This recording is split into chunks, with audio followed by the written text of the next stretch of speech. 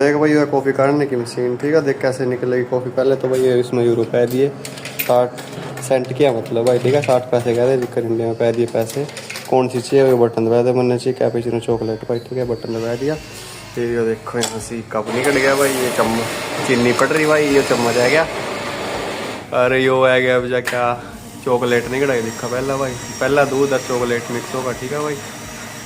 Cappuccino इस coffee का नाम।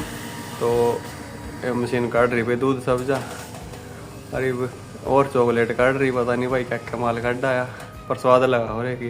तो वही कर काट दी इसने, कॉफ़ी नहीं निकले करा भाई मशीन मैंने, कॉफ़ी जिसने ना देखी होगी कभी, ठीक है।